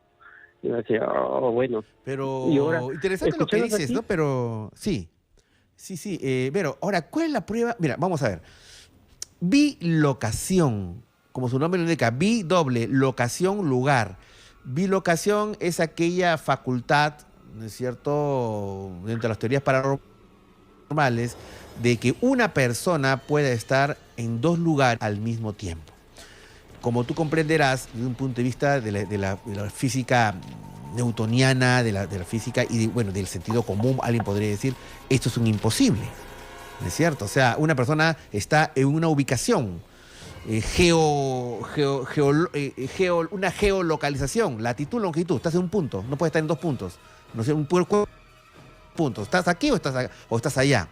Sin embargo, ha habido casos muy interesantes de esta denominada bilocación, y uno muy reciente, relativamente reciente, es acerca de un sacerdote cajamarquino, que nuestro nombre no recuerdo el nombre, que justamente hicimos un programa con el destacado investigador Alejandro Muñoz de la Asociación Peruana de Ufología Apu Cajamarca, que hablaba acerca de este sacerdote en olor de santidad, porque es católico, y hay todo un proceso de canonización y todo, y que hubo muchos testigos de que este sacerdote hacía misas en Cajamarca y en Chota, por decir, ¿no? Pero al mismo tiempo. O sea, hay un que lo vieron a él hacer misa en Cajamarca y en Chota en el mismo minuto. Y eso era imposible, pues, ¿no? Entonces, eso ya trasciende el conocimiento de la física tal como la entendemos. Es bilocación, digamos, ¿no? Y desdoblamiento es aquella facultad a través de la cual una persona supuestamente el alma sale de su cuerpo, ¿no es cierto? Vaga y realiza lo que se llama el viaje astral y luego regresa. Sobre eso hay muchas hipótesis y teorías. Se habla de que el cuerpo tiene que el cuerpo humano, o el ser humano, muchos cuerpos, ¿no? Hay un cuerpo físico, hay un cuerpo mental, hay un cuerpo etcétera, etcétera, etcétera, ¿no? Ahora, es novedad lo que tú me cuentas, de que el tristemente célebre Abimael Guzmán hacía desdoblamiento. ¿Cómo así es eso, Vero? Cuéntame. Una vez estaba por Huancavelica. Bueno, estaba con mi compañero y justamente encontramos a un técnico de salud. Y bueno, no teníamos dónde cenar. Y nos dijo, yo los invito. Nos invitó a su posada. Estuvimos ahí y justo encontré una copa de un pisco y yo soy rica. Bueno, comenzamos a hablar y tuvimos la amistad. Conversa y conversa, porque estuvimos como 3 horas, 4 horas. Y comenzamos a hablar de brujería, porque había una tijera, así. Y comenzó él a decir de la brujería que son poderes de desdoblamiento. Y dice que, a ver, vamos a hablar más. Sí, que los brujos agarran, se desdoblan y ingresan a otro cuerpo, y así van curando a la gente o van haciendo la maldad. Yo dije, bueno, ya. Y yo dije, ¿qué más hay? Me dijo, acá también, por ejemplo, Abimael Guzmán. Y yo dije, mira, ahí siempre para enrejado en una jaula. El desdoblamiento sale cuando ya no puede pasar los barrotes, el acero. Por eso todos los brujos usan cuchillos, tijeras, y siempre duermen con todo el acero encima. Bueno, eso fue lo que me comentaron. Ahora, no sé, ¿no? Hay que entender que Abimael Guzmán pertenecía al Partido Comunista Peruano Sendero Luminoso, y ellos eran seguidores, pues, de un pensamiento filosófico estrictamente materialista, ¿no? El materialismo dialéctico, el materialismo histórico, que era basado, pues, en la doctrina marxista, etcétera. En ese sentido, no había un lugar para la espiritualidad, para los fenómenos paranormales, ¿no? O sea, el comunismo no creía en eso, ¿no? Inclusive decía que todo, ¿sabes? Todo lo que era espiritual y religioso ellos abominaban, ¿no? Entonces, no sé, no creo que Abimael Guzmán haya hecho prácticas brujeriles, ¿no? Pero en fin, no sé, todo puede pasar. Hace poco hubo una llamada de un oyente que dice que había evidencia de que Adolfo Hitler, ¿no es cierto? El Führer, nada más y nada menos, había tenido una estancia de varios años, de 3 años en el Perú, y que había documentado. Bueno, no lo sé, o sea, hay historias que la verdad que podrían ser tiradas de los cabellos, pero no lo son tanto, ¿no? O sea, en fin. Muy bien, gracias, amigo, gracias por llamarnos, ¿eh? Gracias, Vero, un fuerte abrazo. Cuídate, un gusto. Nos vemos. De igual manera. Bueno, sigue escuchando la siguiente llamada, 212-5353, 212-5353. Y tenemos, Johnny, la siguiente llamada, que es de... Vamos a ver de quién es. Y quiero agradecer ayer, el programa del día de ayer martes. Nuevamente quiero agradecer al público que nos acompañó en mi cuenta en el Instagram, @AnthonyChoyOficial. Hicimos un en vivo, nada más y nada menos, con uno de los más importantes personajes del misterio, del periodismo de misterio, del programa de misterio a nivel latinoamericano, Guillermo Lócar, de Uruguay, cual tuvimos una conversación muy interesante el día de ayer, y ustedes pueden entrar a ver esta conversación. Está grabada en mi cuenta de Instagram, @AnthonyChoyOficial, @AnthonyChoyOficial. Entren y denle like y síganme, por favor. Muy bien. Ahora tenemos a alguien, Johnny. Vamos a ver. Anthony, tocayo mío. Hola, Anthony, ¿qué tal? Viaje muy buenas noches. A otra dimensión. Aló, doctor, buenas noches, ¿qué tal? ¿Cómo está? Muy bien, Anthony, cuéntanos, ¿qué tal? ¿Qué novedades? No, doctor, coincidencia también, porque también le llegué a llamar el día sábado, el viernes pasado, tocaron un tema viernes, de claro, que llamaste tú y después llamó dos sí, horas. a esta hora, igual, a las 10:46. También. Muy bien. Coincidencia. Sí, doctor, le quería comentar sobre algo, sino que yo en una ocasión tuve una sensación de que ya había vivido algo. O sea, que no sé si se le podría llamar déjà vu. A ver, ¿cómo fue ese tema? Sino que tuve un sueño en el cual estaba en un lugar y a la semana después tuve una entrevista de trabajo y pasé por un lugar más o menos por disculpe, por el distrito de Santa Anita. Y pasé por un parque y sentí la sensación de que ya lo había vivido ese lugar, que lo conocía. Ajá. Y por ahí estuve averiguando y creo que era un déjà vu. No sé si se podría llamar eso, no sé. A ver, usted que es experto en ese tema. Bueno, no sé si eres experto, pero sí el tema del déjà vu es eso, exactamente lo que tú cuentas, ¿no? vive una experiencia en el aquí y en el ahora y siente que ya la vio o ya conoce el lugar o aún más sabe que va a pasar tal cosa y tal cosa y sucede en ese momento, ¿no? Es algo asombroso, ¿no? Porque uno dice, bueno, ¿cómo puede suceder eso? O sea, si yo nunca he estado en Santa Anita, nunca he estado en ese lugar, pero ocurre. O sea, a mí me pasó, y a mucha gente que nos está oyendo, seguramente podemos hacer un programa sobre déjà vu. Y sí, o sea, por ejemplo, una persona está sentada viendo un partido de fútbol de Perú contra otro país y en ese momento entra la mamá y te sirve canchita y en ese momento tocan el timbre y entra la tía. Ya. Y todo eso, la persona siente que ya lo ha vivido, que ya lo vivió, pero esto ya lo viví. La mamá dice, y a renglón seguido va a tocar la puerta y va a entrar el tío tal. Y dicho y hecho, y entra el tío tal. Entonces... Sí, doctor.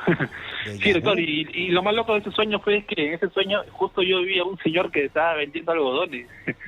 Ya. Y justo ese mismo día, en ese mismo parque donde sentí que ya lo había vivido, justo había un señor que estaba vendiendo algodones. Sí, pues, me parece algo tan extraño. Eso, ¿no? Bueno, hay una hipótesis que habla de la psicología que en realidad el cerebro nos hace creer de que hemos vivido ya ese momento cuando nunca lo hemos vivido, ¿no? O sea, no son unos juegos con el tema de la memoria, ¿no? Que nos hace creer eso, ¿no? Esa es una hipótesis, una interpretación psicológica, ¿no? Pero hay otra que dice que no, sino de que el tema es ahí el tiempo. Lo que hay eso, mi estimado Anthony, es el tema del tiempo, ¿no? O sea, pasado, presente, futuro. Pasado ya pasó, presente es lo que vivimos, futuro es lo que va a venir. Pasado, por lo tanto, no existe, presente es lo único que existe, porque futuro tampoco existe. Solo es presente. Sin embargo, hay teorías que hablan que esto no es así, que no existe un lineal, pasado, presente, futuro, no. Sino lo que dice es que todo se da simultáneamente y existe lo que se llama un eterno presente, que pasado, presente y futuro está todo mezclado. Entonces, cuando uno está durmiendo, mira esta teoría, teoría, ¿no? El alma sale de... Bueno, tú estás en el día 1, ¿ya? Mira, el día 1, ¿ya? Día 1. Tú estás durmiendo. Tu alma sale de tu cuerpo. Como tu alma no tiene las ataduras del tiempo y el espacio, puede ir a donde le dé la gana, puede ir a China, o puede ir en el tiempo, puede ir al pasado, puede ir al futuro. Tu alma se adelanta en el tiempo al día 3, por decir, donde tú vas a Santa Anita, ves al señor que vende, ¿cómo se llama? Algodón y todo eso.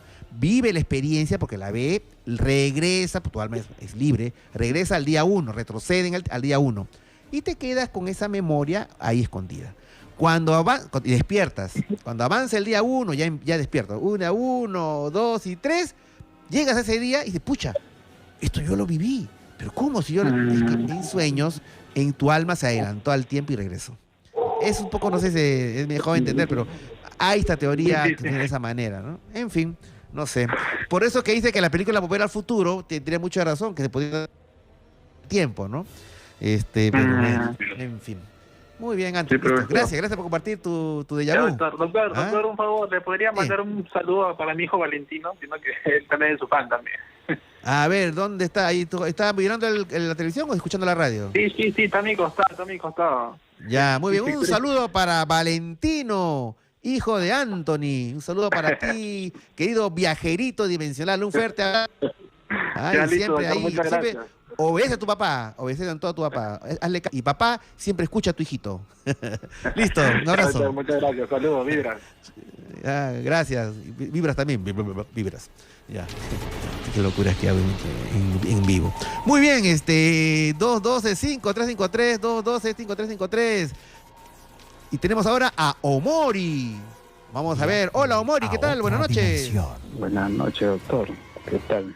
¿Cómo está, Omori? ¿Qué tal? ¿De dónde nos llama? De igual manera. El Salvador. Muy bien. Cuéntenos, Omori, ¿qué novedades? Hace poco hablé con usted, no sé si se acordarán. A ver. Soy también guía turístico, amigo de Daniela Madrid. Ah, sí, claro, estimado Omori, que me llamaste a las 12 de la noche. Sí, tuvimos una conversación. Y conversamos hasta la 1:30 contándome tus experiencias como guía, ¿no es cierto? Sí, justamente, claro, sí, nos íbamos conversando unos temas de Marcahuasi, si se acuerda, de Rupa, algunas historias. Claro, bueno, claro que sí. Pero en esta oportunidad sí, le llamo para contar algo que me pasó en estos días, exactamente el día jueves o viernes, si no me equivoco. ¿Qué pasó? Lo que me pasó fue que tuve lo que yo considero una parálisis de sueño. Ya, ok. Era como que, bueno, yo estaba en mi cama normal, acostado. Sí. Pero de pronto, o sea, de rato en rato como que me exaltaba, ¿ya? Y como que me despertaba así de golpe. Ok. Me despertaba y luego cuando quería volver a dormir, sentía que alguien como que se está echando a mi costado. Y yo lo sentía porque, o sea, las sábanas con las que me tapabas como que sentía que se hundía. ¿Estabas totalmente despierto, Omori? ¿Estabas totalmente despierto? Yo estaba durmiendo, en realidad, pero lo sentía. Ya. O sea, en mi inconsciente sentía eso, pero yo estaba segurísimo que estaba durmiendo, y digo que es parálisis de sueño porque no podía moverme. Okay. O sea, quería decir algo, quería moverme y esto, pero no podía hacer absolutamente nada. Ya, y esto se repitió como 4 o 5 veces, porque cuando ya puedo moverme, pues abro los ojos y pues todo está normal, ¿no? Entonces, como que el corazón se me aceleraba un poco, como que me da un poco de taquicardia. ¿Taquicardia?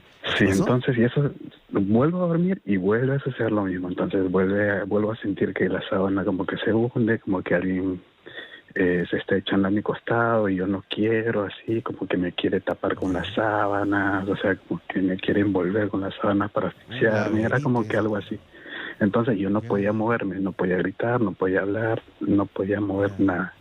Entonces eso es lo que le llamo como una parálisis de sueño. Y lo más curioso fue que ya eran, no sé, 9 de la mañana, supongo. Y escucho clarito en mi oído izquierdo, que es lo que da la puerta, que me dicen, Omori. Así, una voz así de mujer. Me dice, Omori. Y yo me levanto de golpe porque pensé que alguien me estaba llamando, porque yo vivo con mis primas, mi tía, ¿no? Entonces yo digo, ¿qué? ¿Ah? O sea, y lo digo fuerte, como si alguien me estuviera, llamando de verdad. Respondiendo. Y claro, yo abro los ojos y no había nadie me estaba llamando, nadie me estaba buscando, nada. Ya. Y era una voz así, clarita, la escuché, clarita. O sea, significa que la presencia que estaba echándote a tu costado, aparentemente podría haber sido la presencia de presencia femenina. Sí, es lo que yo digo, o sea, porque era la voz de alguien, o sea, de alguien mujer. Y yo pensé que eran mis primas o mi tía que me estaban llamando. No sé, para desayunar o almorzar, no sé, porque no tenía conciencia de la hora todavía. Porque era como que en mis sueños estaba como que luchando, y eso fue como 4 veces más o menos que me pasó eso. Que me despertaba y volvía a dormir. Este tipo de presencia siempre ha pasado, ¿no? O buenas oportunidades te ha pasado, me comentabas también en otras ocasiones. Yo he tenido una experiencia, bueno, hace ya será pues unos 4 o 5 años con sucubus. Pero sí sé lo que es un sucubus. En esta ocasión no fue, estoy seguro que era otra cosa. Porque como te digo, Omori. Se echaba, me quería como que ahogar, y al momento, ya para terminar esto, dijo mi nombre. O sea, se reveló, era una presencia femenina.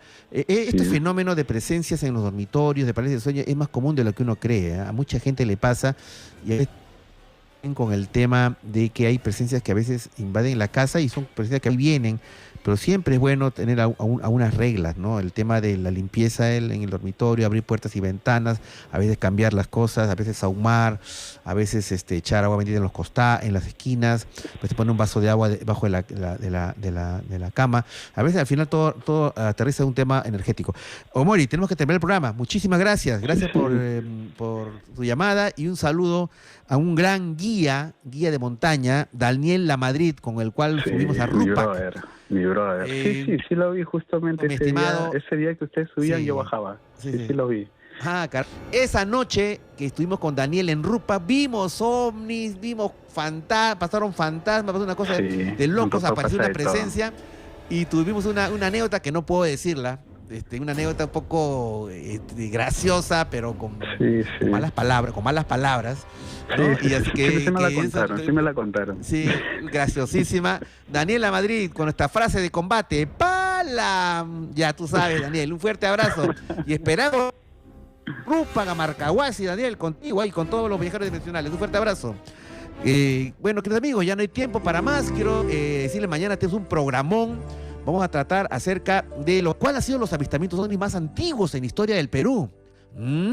Hay una investigación que estamos realizando en conjunto con varios miembros en Perú de Ufología. El día de mañana vamos a decirlo. Pruebas de los avistamientos ovni más antiguos en el Perú.